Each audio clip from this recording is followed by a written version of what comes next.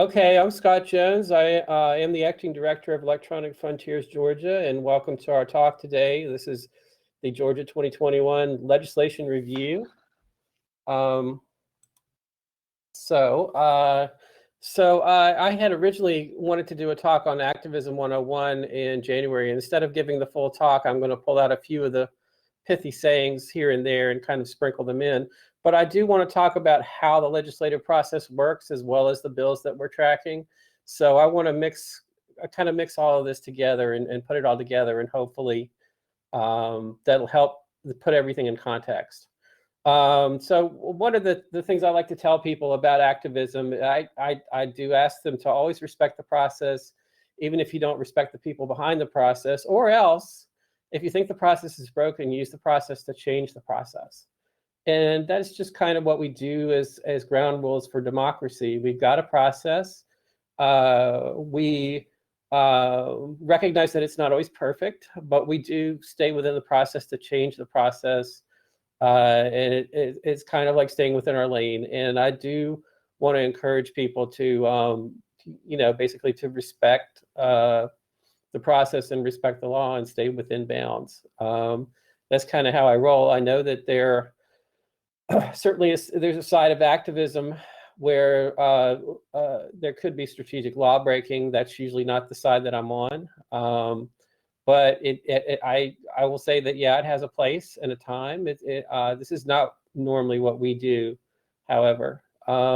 Regarding people and politicians you don't respect, we ask you to never burn bridges publicly because today's enemy may be tomorrow's ally. You never know when you're going to have to work together with somebody that you may not like what they're doing today, but you'll have to work together with them tomorrow. So we ask people to criticize the policy and not the person in general. And the exceptions would be if somebody obviously broke the law or if they violated the ethics rules. The legislative bodies have their own ethics rules and they're supposed to be self-policing. But if you see a flagrant violation, then that's a reason that you can call people out on it. A few reminders about how Georgia legislation works. So I want to give a few reminders here. The Georgia has a bicameral system. That means we have a House and a Senate. I think there's one state that has only one legislative body, but most of them have two. Legislation has to pass both the House and the Senate and then be signed by the governor to become law. All the legislation is online at legis.ga.gov, and I encourage you to check that frequently because it's just more than we can do. There's really two of us now that are tracking legislation, and we become overwhelmed. So we definitely want to get more eyes on legislation. There's probably going to be some interesting bills that, excuse me. Well, there's probably going to be some interesting bills that we've missed.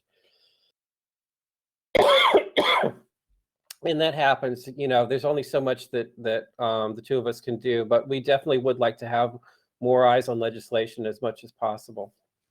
So if you see SB in front of a number, that's a Senate bill. That means it originated in the Senate, and HB is House bill.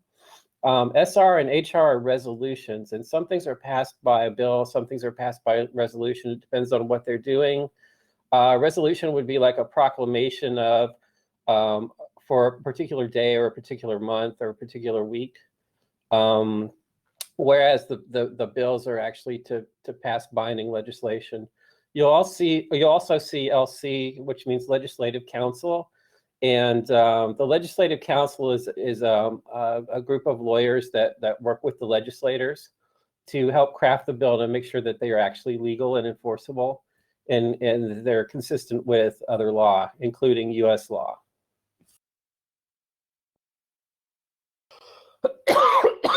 Okay, I kind of made a flow chart for the life cycle of a bill, and excuse me again.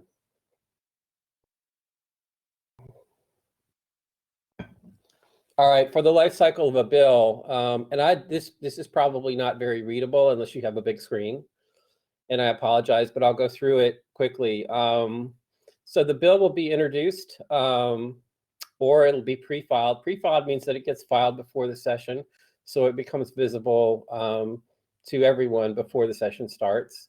There's something called a first reading, where the clerk will actually stand up and read the text of the bill in the legislative chamber, and they'll read it very quickly, like like you were fast forwarding through a video or something like that.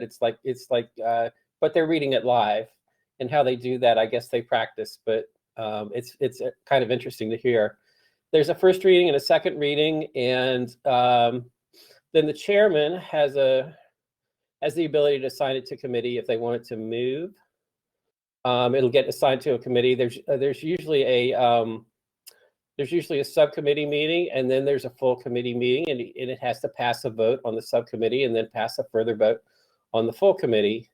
And then from there, there's a third reading, and it goes to a kind of a super committee called rules. I did want to say that in any of these committees, there can be changes, there can be amendments. Sometimes the bill can be completely reworked, and sometimes it can die in committee and just not move forward. But any of these committees can do that. The third, the Rules Committee is kind of the last chance committee, and all bills have to go through rules at the end before they can go to the floor. After rules, they go for a floor vote. And so the floor vote will be either up or down. It's possible to introduce amendments on the floor. It's also possible to get something called a floor fight, where there'll be a lot of vigorous debate about it, and the kind of the last chance to change hearts and minds on the bill. It's also possible to get something called a minority report, where the party that's in the minority has 20 minutes to make a verbal case against the bill. If the bill survives, then it goes into crossover, and by crossover, that means that if the bill started in the House, it gets voted all the way through the House and the House process. It has to go back around to the Senate and go back all the way around and start over on the reading, and it goes all the way through on the Senate. If it's passed both the House and the Senate, and if the House and the Senate have made changes and the bills don't match between House and Senate, they go through something called reconciliation. Reconciliation is kind of the darkest and least public part of the process, because it often happens in secret with just a few people from leadership on each side of the House, on the House and the Senate, and that's kind of the most opaque part of the process. If it survives that, then it will go to the governor's desk, and the governor can pass it or veto it. If the governor does nothing, then it passes by default. But governors almost never let a bill sit without acting on it. So they're either going to sign it or they're going to veto it. If a bill is signed, then it normally becomes a law on July 1st, unless the text of the bill says it becomes effective at another date. But the normal date for bills to become law would be July 1st. If you have a bill that's gone all the way through this process and you don't like it, you can mount a court challenge, but you have to have something called standing, which means to have the right to sue. If you sue successfully, then you can have the bill enjoined. And also, if you aren't able to mount a court challenge in the next year, you can have a repeal bill drafted, or you can have carve-outs, which means that the bill is narrowed in scope by another bill that restricts the text of the original bill. So that's basically the process. There's 2 days I want to talk about that are coming up. One is called Crossover Day. And if a bill doesn't pass the body that it originated in on the floor by Crossover Day, then it can't go through the rest of the process and be signed into law in this year. However, bills have a 2-year lifespan, so they have another chance to come back next year. But if they don't come back in the second year, then they die. They officially die in the second year. There's also what's called sine die. That's the last day of the session. That's the last day that legislation can be passed, and then it's basically over there. It's basically over after that for legislation, as far as the legislators are concerned. After sine die, the governor has 40 days to either sign or veto, and usually there's kind of a sign and veto event in early May. It's usually the second week of May where the governor will announce everything that's been signed, everything that's been vetoed.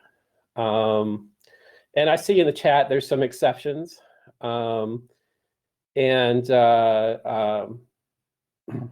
It depends on the situation. For instance, in a situation of a bill that only applies to a local area, the crossover day may not apply. So these exceptions are kind of rare, but they're possible.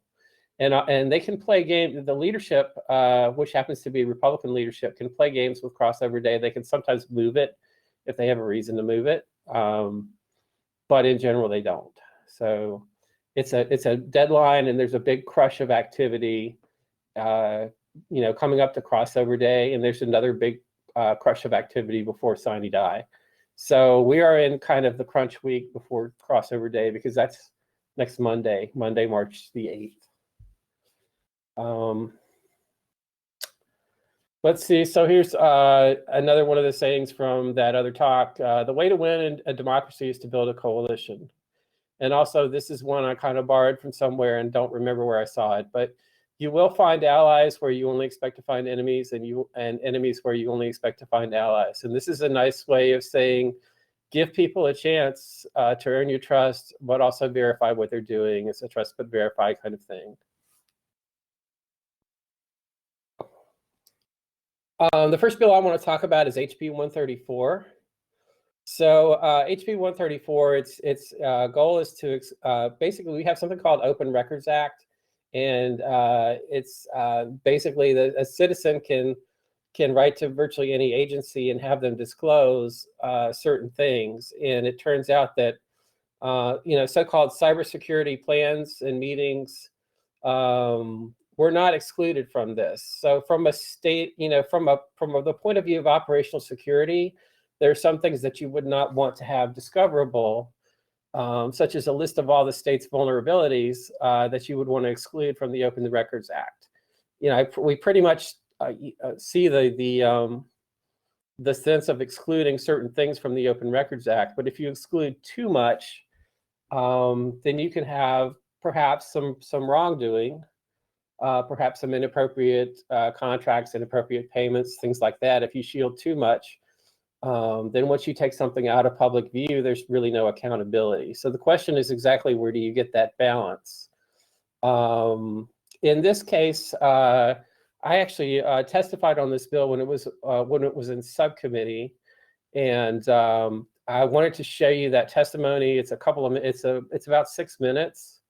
Not because it's particularly good or bad, or because this is a number one concern. It wasn't necessarily the number one concern for us, but it shows you what the process is like, especially now that we're in COVID time. The people that they're giving testimony on bills, a lot of the times they're doing their testimony by Zoom, and so I was able to do this one by Zoom. And by the way, this one did pass passed the House with a floor vote of 170 to 0. So now it would go, and it's actually passed out of the Senate committee. So it looks like it's going to move forward. I did register several concerns with the bill, and they basically were very polite about it, and they answered my concerns, but they didn't change anything. They just passed it through committee. So basically, let me give you the text of the bill and the link. If you're interested, you can look it up. You don't have to, but that will kind of help you if you want to follow along with what I have to say. I want to try to, let me see if I can run the video, and then you can see what the testimony I had was and what the concerns are. This is a paper version of basically a one-pager that I wrote, and this is what I read from. I know the text is kind of small, but I basically say everything verbally in the video that's in the text. So you don't really have to read it. Let me see if I can start out the video here. I want to thank you for the opportunity to speak. I'm Scott Jones. I'm Acting Director of Electronic Frontiers Georgia, and we're a local advocacy group supporting the public interest in technology-mediated spaces. And regarding HB 134, I appreciate the need of the state of Georgia to protect elements of operational security from public disclosure. However, the question is whether the public interest can be adequately protected and the right balance of security and accountability can be achieved. For the first question, I wanted to ask, does the bill extend its scope to potentially controversial surveillance systems that might be used by police departments, such as license plate readers, facial detection, gunshot detection systems, or is it just limited to firewalls, routers, SIM systems, and elements of network and physical protection of facilities? And I don't know if you want me to go ahead with other questions or if you want to stop here. We'll stop here and let Representative Anderson ask that, please. Or answer Yes, it. thank you, Mr. Chairman, and thank you, Scott, for that question. This revision to the law, the proposed revision here, specifically deals with cybersecurity plans, procedures, and contracts regarding the provision of cybersecurity services. That's enumerated in the bill itself, as that collection is all that is covered in this change. Okay, Mr. Jones, you have other questions? Okay, and I would just like to say as a comment, I'm a bit reluctant to see the word cybersecurity in the OCGA. It may be imprecise. Certainly it's fine to use in casual conversation, but it may be imprecise, and it may represent the state as being somewhat unsophisticated. So we like to see things spelled out exactly, as to what you mean.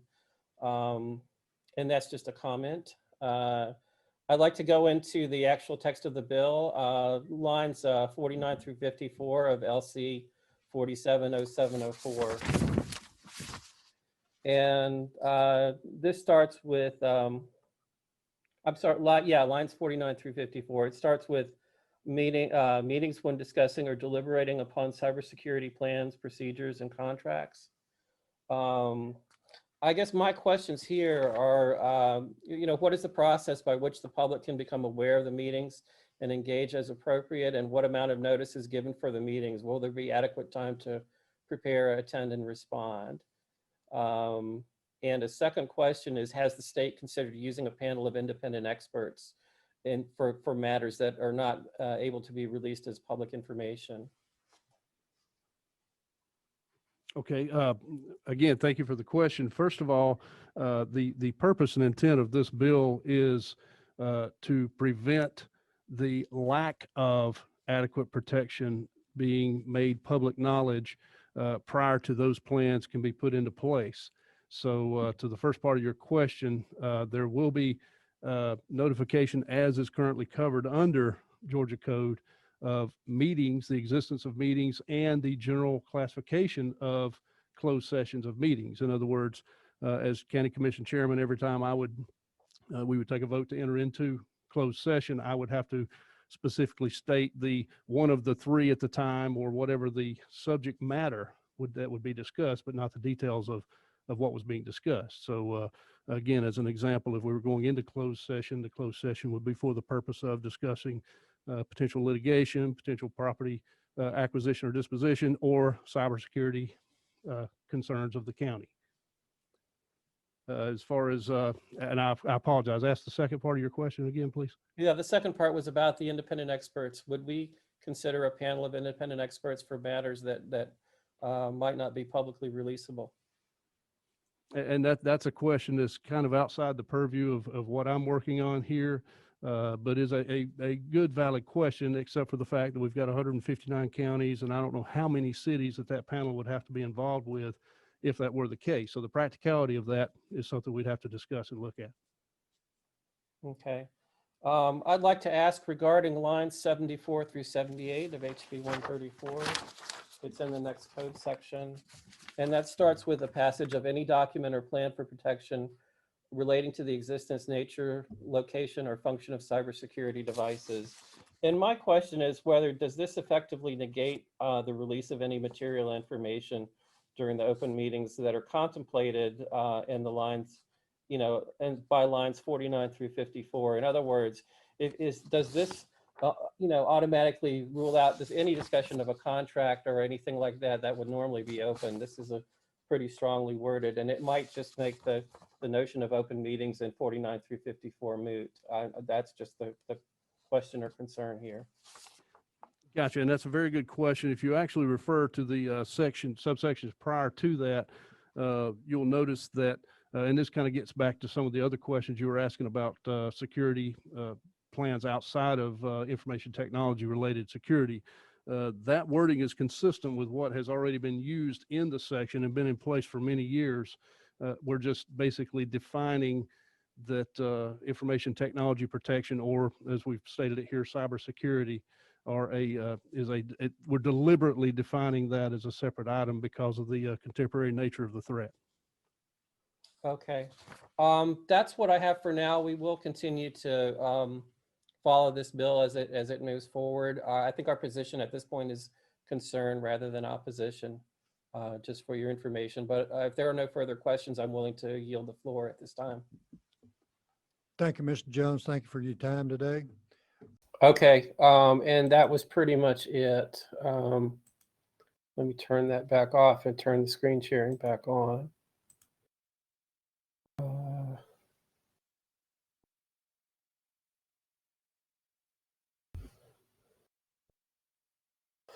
Okay, so just to, basically, just to give people a sense of how that works, I'm not going to do that for every bill. I haven't testified on any other bill this year, but I just wanted to give people a sense for how that works and, what's involved. And we would love to have more people that could volunteer to effectively speak on bills as they come up. We have, early last year, I was actually down in person at the Capitol to speak down there. But with COVID, I would encourage people to do it by Zoom until we get back to full normalcy. And again, that was a bill that we expressed concerns about, but weren't going to be completely opposed to. Let's see, what else did I want to say? And yeah, and I kind of hope that the Zoom option stays in place for a long time. Basically, Andrew's saying he got COVID down there, and that's when I got COVID too, and I had a rough time of it, just for your information. But yeah, it was going around big time, even back in late February down in there, and that's how I got sick, and I was symptomatic on March 1st. So unfortunately, yeah, since we're talking about that. Let's see. All right, I want to go ahead and move on to voting with the rights and integrity. And the voting is a kind of a tough situation this year. There's really too many bills to cover them all, or to cover even half of them. One of the legislators tweeted last week that there were 91 bills introduced. I wouldn't be surprised if it's up to 100. And when you see that kind of activity around a particular subject, you have to wonder if the legislature's in a panic. I think everybody, it may be a situation of everybody either wanting to float a bill or to sign on to a bill to basically look like they're doing something. This election cycle is kind of pitting election security against access to the polls, as if you can't have one without taking away from the other. I tend to disagree with that. I think we ought to be able to accomplish both of those goals, but it's definitely been cast as one against the other. Also, I hear the word in the discussions about this. I hear the word disenfranchisement a lot, and I wanted to clarify that disenfranchisement means solely and exclusively the loss of voter suffrage, or that's the right to vote. And the loss of voter suffrage, or not the right to vote, that's the right to be able to go and vote, and the right to have your vote counted all the way through the system. And disenfranchisement is not an appropriate word if the outcome of election is changed by illegal votes. If somehow we've ejected illegal votes into the system, and we have no evidence so far this year that it was done on a scale that was enough to change the election, but even if it had been done, that's not disenfranchisement, because everybody who voted, was able to vote and was able to get to the polls and have their vote counted through the system. And it is very illegal to do that. And it's a real loss to society, but that's not what's meant by disenfranchisement. So I wanted to clarify on that. So last year, EFGA opposed the ballot marking device bill, and I did testify on that, and we had 6 points. And one of our points was actually heard and considered, and the bill was changed. But the other 5 points, they were determined to do what they were going to do, and they weren't going to take any. I mean, they were going to have to take input on it, but they weren't going to do anything about it. This year, we're actually not taking a position on these bills. There's so many bills, but there's also so many other good groups that are working on it. And so we are, talking about it, but we're not taking a big position at this point. They are not directly, most of them are not directly dealing with the technology as much as HB 316 was last year. And we just don't have the manpower to go after 100 bills. So, I mean, we kind of do what we do what we can do. The first bill I want to talk about is HB 531. And this weekend I looked at it and it was 66 pages. I wouldn't be surprised if it's more or less. These are the many different things it would do, and I'm not going to go through all of them, but I can't, I can't look at this and not see a way that it wouldn't make it kind of harder to vote, especially in the more heavily populated areas. And I also can't look at this and see a way that it wouldn't affect both Democratic and Republican voters. It's going to affect voters of both parties and conservative neighborhoods and liberal neighborhoods and transitional, suburban areas. I think the rural areas will probably may not see as much change, but I think pretty much all voters in urban areas need to be concerned about this. It just is going to make lines longer and make it harder to vote, and reduces a lot of some common sense things like giving food and drink to voters waiting in line. I don't see that as being an inducement. It just is making it harder to stand in line, in lines that will be longer, and making it more of an ordeal to actually get into the voting, while at the same time it's restricting the absentee mail-in votes. This passed the House by 97 to 72, so it's made it as far as crossover day, and we'll see how far it goes down. I'm also very interested to see what the governor will be willing to sign out of all the bills that are coming down. I'm going to go through some of the other bills that we saw. These are bills that would raise concerns in terms of, perhaps erecting more barriers to voting and making it more difficult. There is an omnibus bill also on the Senate side. It's got 31 sponsors and it's 25 pages. That's SB 241. It's at the bottom. Again, I don't think I want to go through this line by line, but you can see that there's several bills here that would make it more difficult. Now, the question is, are there any bills that would actually make it better or easier? And it's kind of subjective. And I have to admit, as I was going through, I didn't read the text of the bill, and sometimes the title of the bill can be deceptive, or the bill can be changed so much in committee that it doesn't really match the title anymore.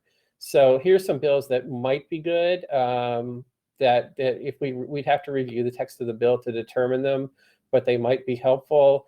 The one that I really want to call out is the HB 501, and that is a problem that we had with the HB 316 last year.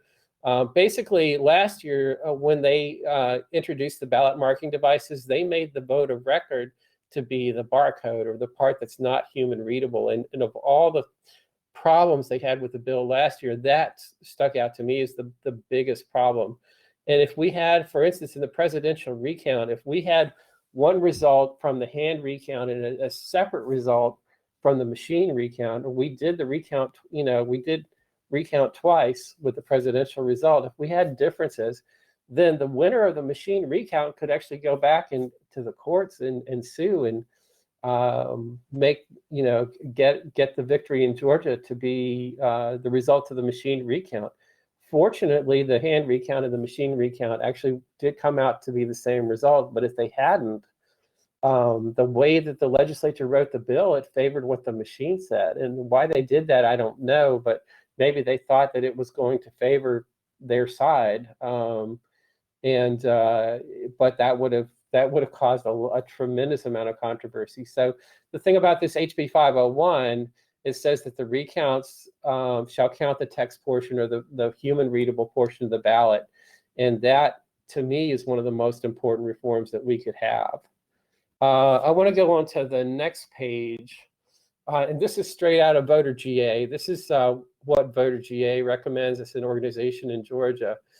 And I need to point out that of all the bills we talked about so far, none of the bills on either the Republican side or the Democratic side really increased transparency. And so this is these recommendations are out there to increase transparency. And they didn't just come up with these out of the blue. There was a report that the state paid for from a commission called the Safe Voting Commission. They paid an expert blue ribbon commission to go go out and make recommendations on what the best practices were for elections, and then they threw most of it away. And it was just really tragic that a lot of the recommendations were very solid and fabulous, and they were just ignored. And they paid all that money, and they basically flushed it.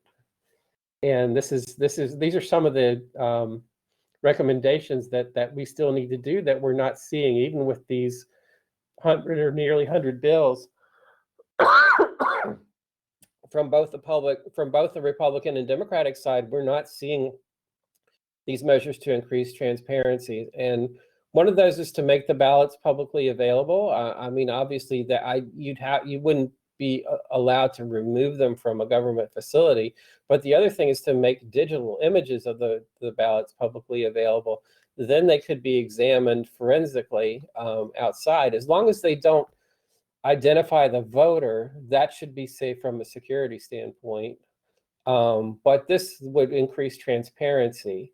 And the SOS had a legal argument, which Voter GA does not agree with, that couldn't be done. But for some reason, they are not willing to do that, and they're protecting the ballots from public examination. Also, you could take something called a system image, which is basically like a backup of the technology systems, basically the touch screens, and have those,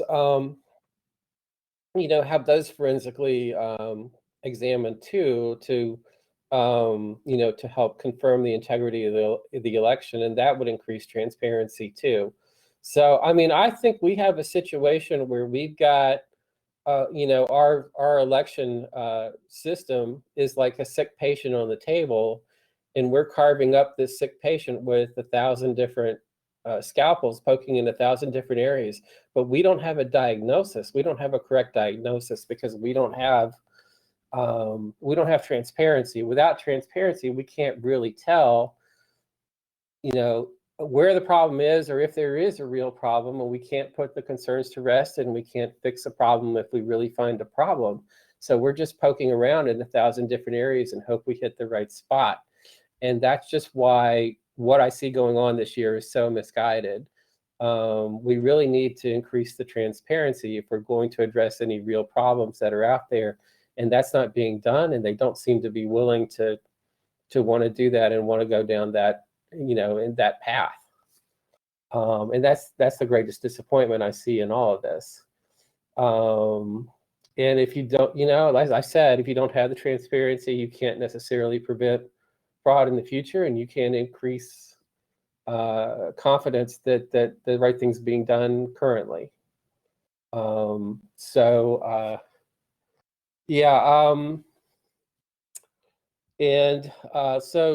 see. I'm going to go on to the next topic.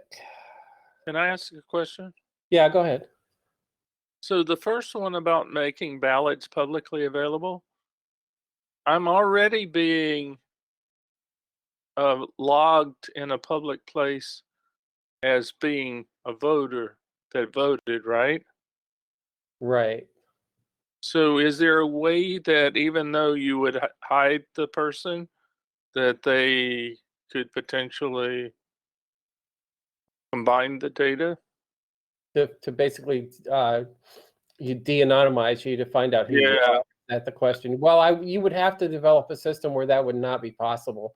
I'm not going to support any transparency measure that allows voters to be identified, and there's important reasons to do that. And one of the reasons, obviously, is for privacy. The other reason is so that you can't sell votes, because if you can prove that you voted a certain way, then you can sell your vote, and that's never good either.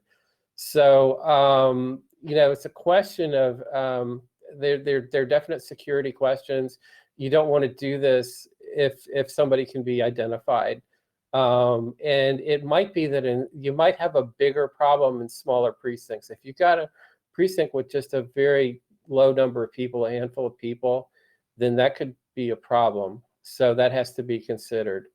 But what we're hearing now, I think that we could put some of the controversy we have to rest if we could come up with a secure way to do the transparency.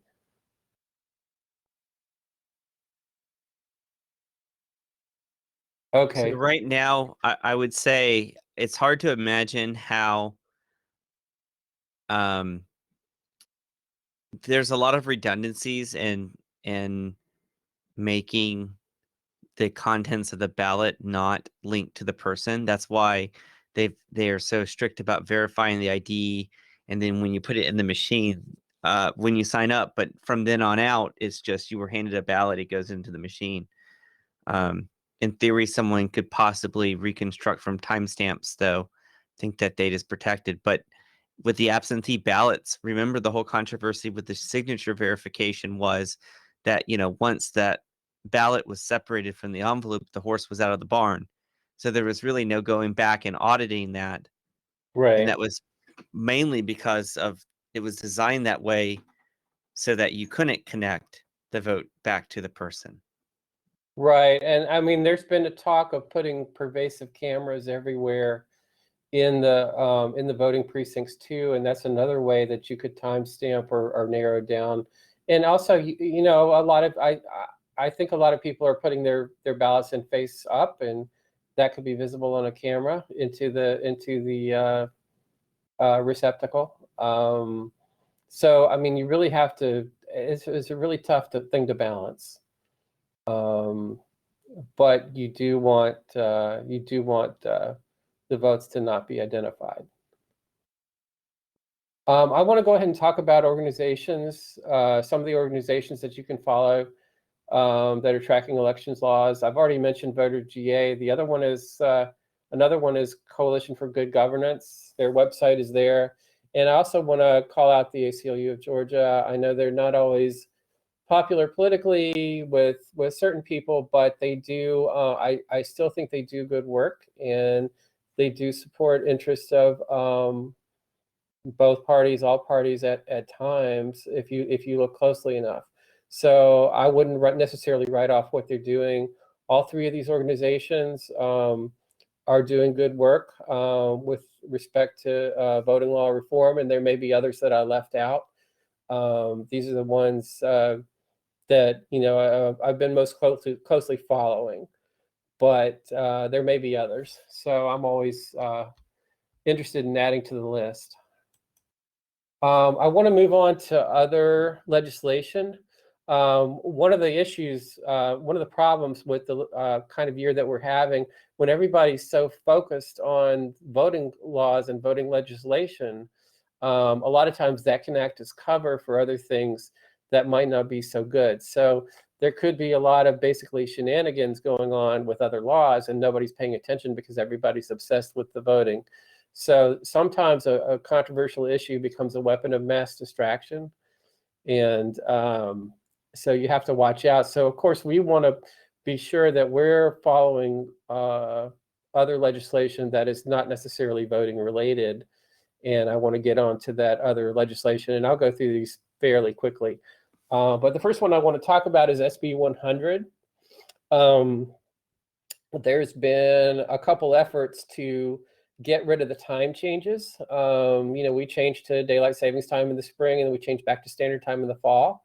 And I see that there's kind of a growing movement to eliminate that, at least in certain areas. There's a group of 5 states in the Southeast that are trying to pass legislation to get rid of that. I would prefer to see that being done at the federal level in a more kind of uniform way, and there's reasons why. But that's what we have so far. And this bill has gone pretty far. It's actually bipartisan.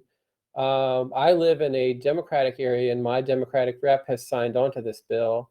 It passed the Senate on a floor vote of 46-7, second reader in the House, so it could move. So the EFGA official position is that we're expressing concern but not opposition at this time. And I think that some of the activists who are pushing this have tried to represent that we endorse the bill, or that we endorse the elimination of these time changes. The EFGA position is going to be that we do not endorse unilateral a change in the time shift on the part of Georgia by itself, that we would prefer to see a federal legislation.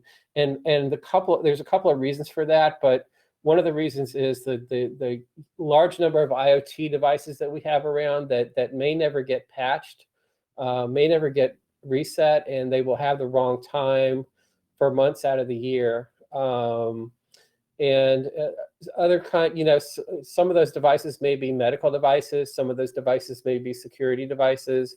There's a lot of potentially bad situations that could happen if the time is off, or if you can't trust the time on a device. And I just don't think that the legislators are thinking about all the implications of how dependent we are on technology, and how difficult it could be to change all the devices that are out there, all the embedded devices that we don't even think about. And I actually do have an ancient VCR that changes its time on the wrong weekend, because it was built at a time when the time change was on a different weekend. It's not that I watch a lot of VCR videos, but you've got old technology, and it's going to follow the old rules, and it'll never get updated. So that's SB 100. Let me go on to the next bill, which is HB 44. And this is exactly the opposite. The last bill was going to be to require Georgia to be on standard time all year long. This requires Georgia to be on daylight savings time all year long. What's interesting is that the effort to be on standard time all year long is being led down in Savannah. Was introduced by a representative down in Savannah, and they're further east, so they don't mind being on, the sun rises earlier on the eastern side of the state, and they don't mind being on standard time in the summer, whereas this HB 44 was introduced by somebody in the northwest corner of the state, which is further west, and he'd rather be on daylight savings time all year round. So here we've got conflicting bills. The difference with this bill is that legally it cannot be implemented without U.S. congressional approval, whereas standard time can be implemented without U.S. congressional approval, and that's basically due to federal law. But again, EFGA is not endorsing this position either. The position is the same. This one passed the House committee, but it hasn't moved. It hasn't moved to the floor yet, and it's probably because everybody knows that it can't be implemented without congressional approval. So just the question of what we can do and what we can't do is determining which bill is moving. And what I would like to say about daylight savings time and standard time, excuse me. What I would like to say about them, it was originated back in the days when we were a more farm-oriented society, and we had more people living on farms and more families, and they needed extra time for harvest in the summer. They needed an extra hour. These days, teachers tend to be opposed to daylight savings time all year round because that means students have to go to the dark, go to school in the dark in the winter. However, chambers of commerce are opposed to being on standard time all year round because they want the extra hour of daylight in the summer. the idea is that people will buy more and spend more time in restaurants and bars and things like that if there's an extra hour of daylight. And I know that cash registers do work for the most part after the sun goes down, unless they're solar powered. But there's this, there's just not as much confidence if you hear, if you hear about crime stories or whatever. There's not as much confidence in going out and spending after the sun goes down, and so that has a lot to do with it. Also, I put out a survey on Facebook back in 2019 about, there was at the time there was a referendum about the time change with 3 options. We could be on daylight savings time all year round, standard time all year round, or keep what we have status quo. And we had roughly, just among EFGA participants, we had roughly a third wanting each option. And so with a third wanting each option, that means whatever option you pick, 2/3 of the people are opposed to you. And I think that kind of reflects what it's like in the state overall. No matter what option you pick, maybe 2/3 of the people are opposed to you. So this is something that's difficult to do without opposition of some kind. And I don't really know how it's, how much it's going to move, but I may be giving a talk on this again in the future. I had somebody cancel out on a talk for March the 17th, so I may bring this topic up again. But that's where it stands now. So I want to go ahead and move on. HB 125. This one creates and maintains a missing persons DNA database. In general, it sounds kind of good, but with any database, you always have privacy and security issues. I saw this, but didn't get a chance to read the bill. It's not moving anyway, and it's almost crossover day, so it may not pass. But I would like to hear what's being said about it and have a greater chance to check it out. But it sounds like something that you would support if you could address the security issues and the privacy issues. HB 115 prohibits certain insurers from using information derived from genetic testing for any non-therapeutic purpose. In other words, the insurer can't come in and get information from a genetic test, like maybe you had the cheek swab test or something, and use that to deny you insurance or to charge you a higher rate because you have higher risk. And so it's pro-privacy bill. We would support that, but it was at the House second reader stage, and it's not moving. HB 156. Facilitates the sharing of information and reporting of cyber attacks. We generally would want to have breach information sharing the right places to a point. There can be privacy and OPSEC issues. This passed the House 163-0, so it's crossed over. We would be likely to support it depending on the details, but we need to study it more. And HB 307 is the Georgia Telehealth Act. This authorizes telemedicine and telehealth from home, school, and workplace. It is needed for the pandemic, but I would hope that it would stay in place long afterwards. There's also good reasons for that. I have a feeling that this bill is legalizing something that's happening anyway, but the rationale might be for insurance coverage. The insurance companies might say that if it's not covered under law, then we're not going to pay. And this might be to facilitate payments for things that are happening anyway. It's passed the House 158-0. We would generally support it, but we need to examine it further. So, Scott, without getting into the wording of the bill, which I haven't read, your intuition is very correct. So, for example, my wife's work is regulated by DBHD, and they that's the Department of Behavioral and something development with the state. For the first time ever with a pandemic, counselors were able to do telehealth. Previously, that's not been supported by insurance, including Medicare.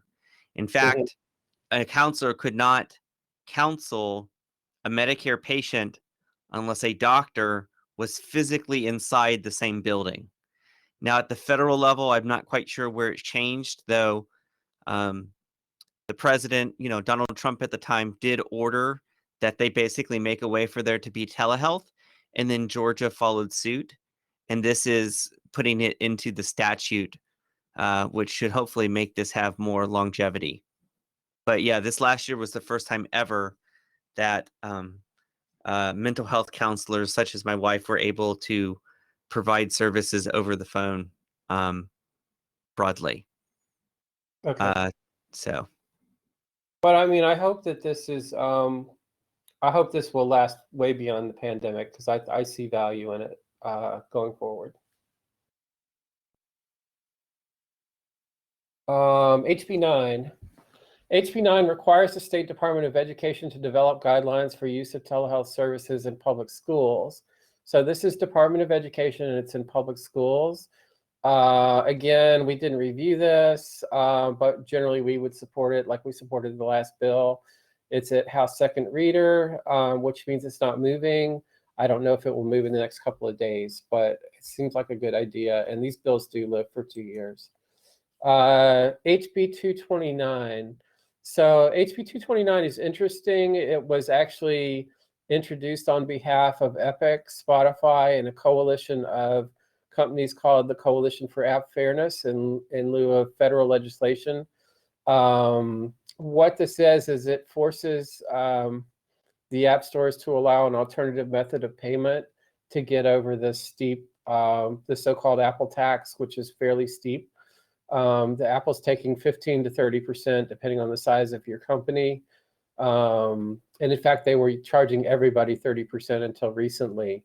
And so what Epic and Spotify want to do is they want to force Apple to open up their app stores to either have other app stores or at least other payment methods that might be cheaper, and then introduce kind of manufacturer competition. We heard, you know, I actually watched the testimony for this. EFGA did not testify because there were so many other organizations testifying. But the points that were brought against it were that, you know, obviously it's sort of an interference in, it's kind of a hard thing to balance. It's sort of interference in free market, but at the same time, there's only two dominant players. So it's kind of an oligopoly situation. But the problem is if you force additional payment methods and additional app stores onto these platforms, it would make them less secure. And it would also maybe undermine some of the confidence that developers have in the system, even though they end up paying more. They get certain guarantees for what they're paying for. And we heard from a number of developers and developer organizations who were opposed. So they're, you know, it isn't necessarily obvious that all developers would support this against Apple. There are many who oppose it, and many who feel like their security and the security of their paycheck will be threatened by this.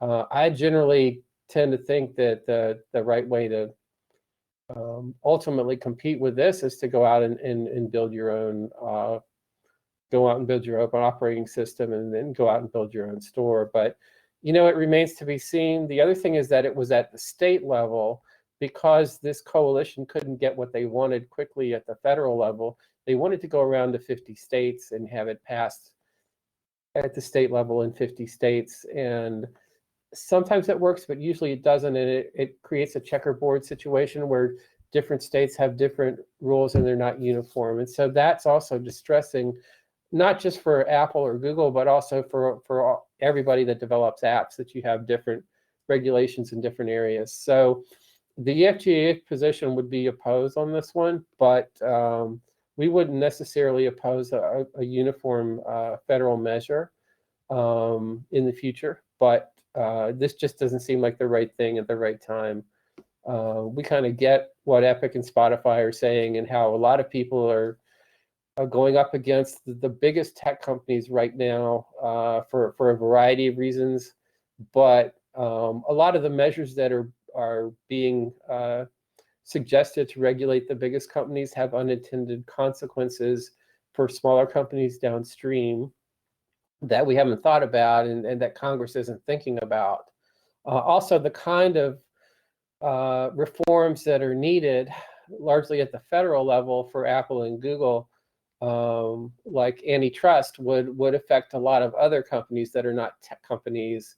And so if those reforms are pushed, I think it's going to probably affect some non-tech companies that maybe better donors for, in terms of influence peddling. And that's part of the reason why Congress has been reluctant to do some needed reforms that actually would hit the mark a little better than what they're trying to do. So we see that Congress trying to regulate, 6, 7, 8 different largest 6, 7, 8 companies that are the largest companies, and they're not thinking about the downstream consequences to other technology companies. And they also seem to be protecting other industries like banks, and manufacturing and other things that are not tech companies that would be affected by broader reforms also. So it's kind of a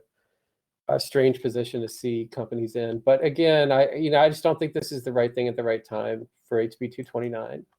And I don't think it ever moved out of committee. Let me see, what did I say? Yeah, it hasn't moved. It looked like it was going to move, and then it didn't move. So it was a surprising amount. Even for me, it was surprising just how much opposition there was. I want to move on to HB 553. This provides participation in hearings by electronic communications.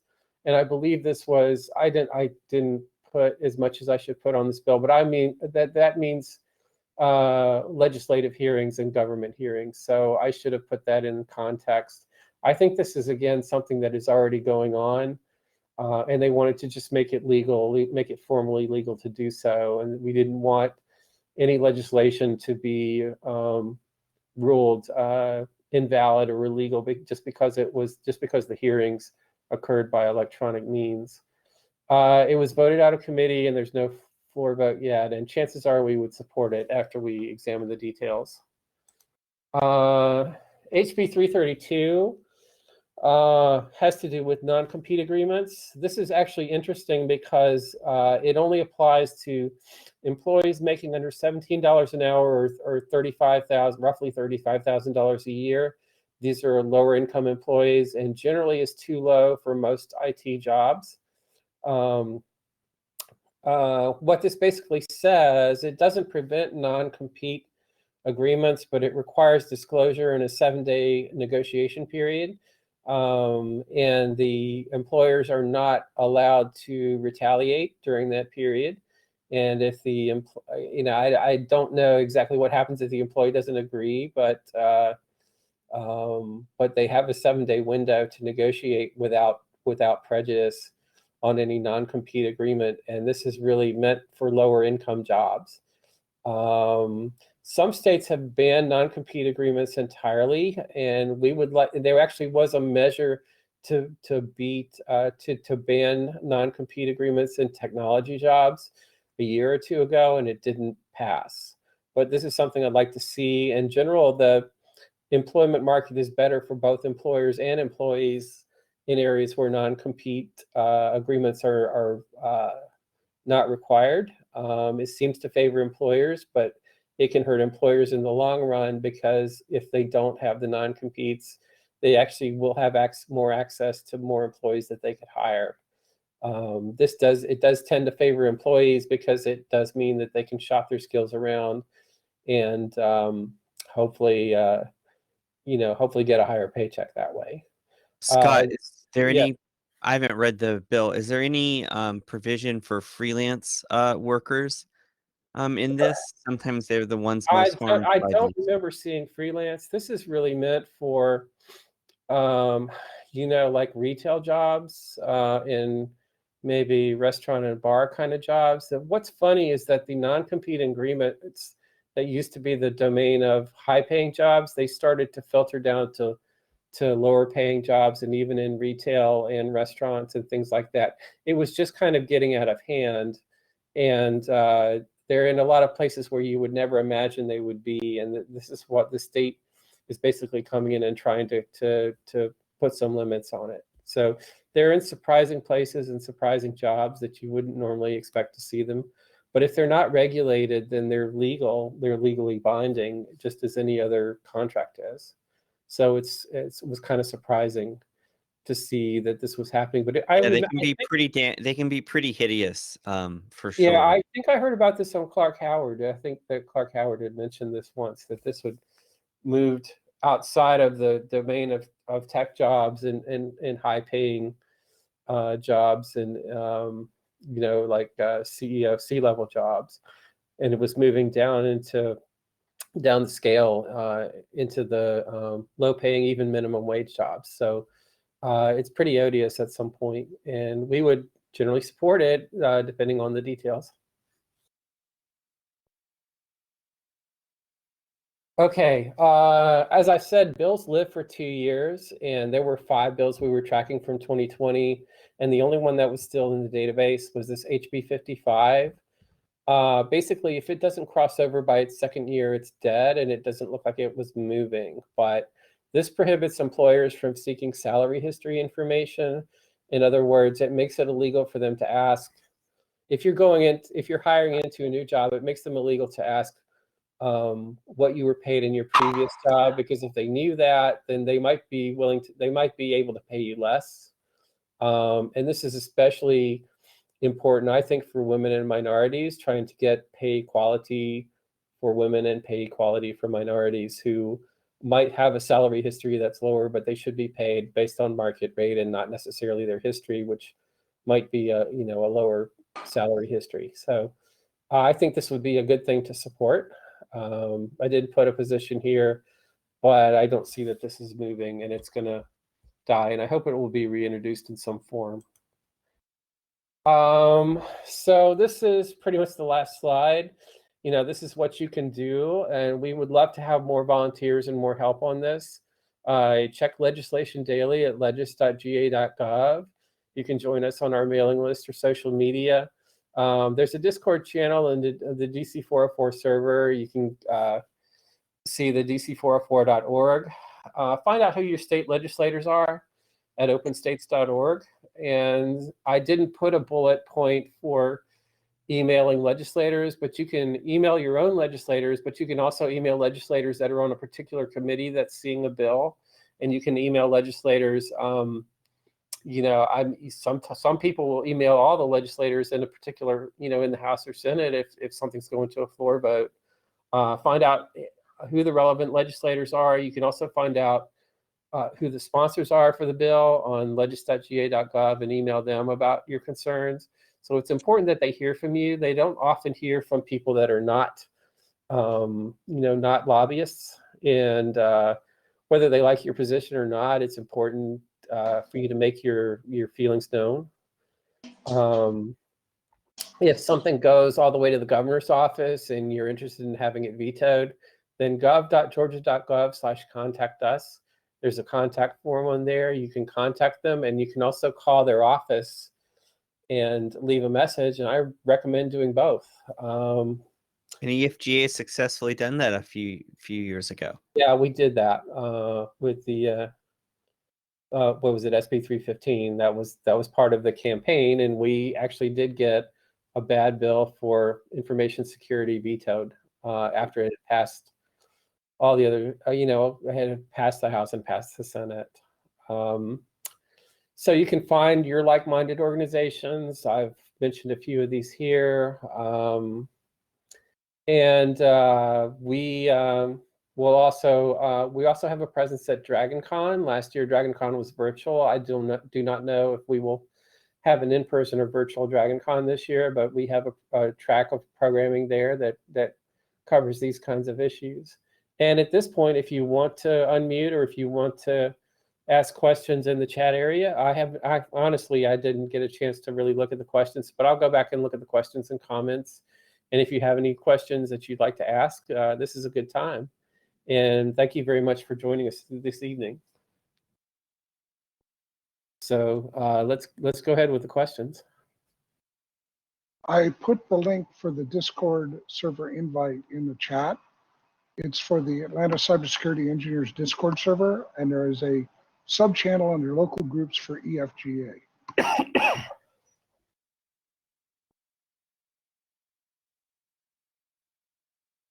Also, for those new to Big Blue Button, you notice at the top of the public chat window, there's 3 vertical buttons.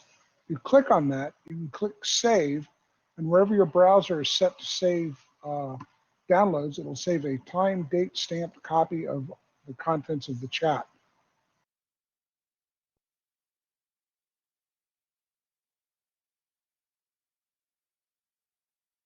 Okay, what's the difference between Discord and Slack? Keith, do you want to take that? Primarily, it's the user interface and the ease of use of the interface. They meet a different UI design, user interface design. It's very interesting. You have some people who absolutely love Slack and hate Discord, and others that love Discord and hate Slack. One of the advantages of Discord is it's very low friction as far as starting up a new server. It's free. You can use a web browser on virtually any platform to access Discord. You do not require their application. They do have an application for all the major computing platforms, Linux, PC, Mac, Android, and iOS. The dedicated apps give you a few more extra features, but you can certainly do pretty much everything you need to do just using the web interface. It's free. There's no charge involved. It's relatively secure as it can be for the fact that the contents are on a third-party server that we don't own. So it's DC404 discussed this at length, and the bottom line is so many people use it for gaming, and we're already used to it that it's turned out to be really, really useful. Most of the conferences that I go to now are using Discord for the chat for the conference, and they start up a Discord server for the chat. DEF CON conference use Discord for all the chats. Dragon Con used Discord for all the chats. Who else did it? What do you call it? B-Sides Atlanta used it for all the chats. So it's heavily used and very low friction. There's nothing wrong that I can, from the perspective of using Slack, but Slack is, I personally don't find it as friendly to use. But that's more of a personal UI design sort of perspective. Does that answer your question? You also said there's an EFGA channel in there. I see the DragonCon channel. If you look under local groups, there's EFGA. I don't know why I missed it. Thanks. Yeah, sure. Oh, by the way, you can change the order of those groups by simply clicking on them and dragging them in your interface and change the order. It only changes the display order for you, not the whole server. Yep, not one of the everybody handy on the tools server. for Discord. Yeah, I've had to consult documentation. This is a good tell. I work in IT all the time, full time, and for many years. And with Slack, pretty much every time I touch it, I have to go look something up in documentation to figure out how to get something to work. With Discord, I rarely, I think the rare exceptions were something to do with implementing a bot. I had to go look something up. Everything else is easily discernible, just poking around in the interface. It was easy to figure out. So yeah, it's very low friction. That's the thing I like about it.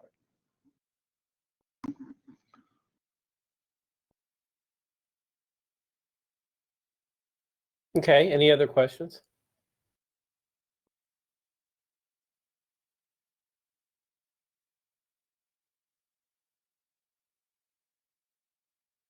Okay, I'm going to go ahead and stop the recording here, and I want to thank you for connecting with us. Go ahead. I was just going to say, I wanted to reiterate, Scott has shared a wealth of knowledge about how the legislative process works here. And we need to never underestimate, it is not always easy, but how much of an impact people like us in this group can have on the outcome. It doesn't always change it, but being involved in the process does have huge potential impacts. We win some, we lose some, but at the gold dome, they know who we are as a group. We're not just nobodies. So And if you never engage, then you never win anything. So yeah, I mean, you'll be surprised at the power you have, but you definitely do have to engage, and you have to understand the system. And as I said, respect the process and learn the process. Yeah, if anybody has ever bothered to go look at the number of bills and motions that are proposed every year in both the House and Senate, there are hundreds on each side. And as a legislator, the fact that there's fine nuances in some of these bills that you have to be aware of, it is just an overwhelming responsibility and burden. So when people can come along and give them reasonable input on these bills, it's extremely helpful. They may not follow it, but it's extremely helpful. Another thing I would strongly recommend, and Scott, I think you alluded to this a bit earlier, is if you want to be effective at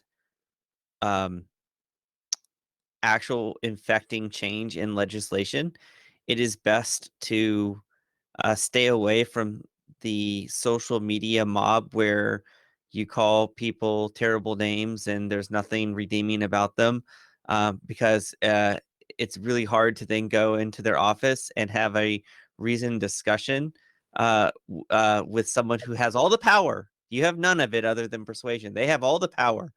But if you've, called them the devil publicly, more flies with honey than vinegar applies here, I think. That's a good point.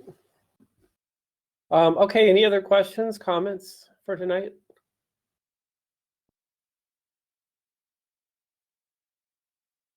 Okay. Hearing none, I'm going to go ahead and shut off the recording, and I want to thank everybody for coming out tonight. We can have some casual conversation after it's over, but I want to, once again, thanks for coming out tonight. And I'll be, maybe I'm working on something else for the next date would be March the 17th. That's in 2 weeks, and we'll see what I come up with. We had somebody cancel out for a talk, and I'm going to try to do something as a backup. So the probably the next presentation will be March the 17th. All right. Good night.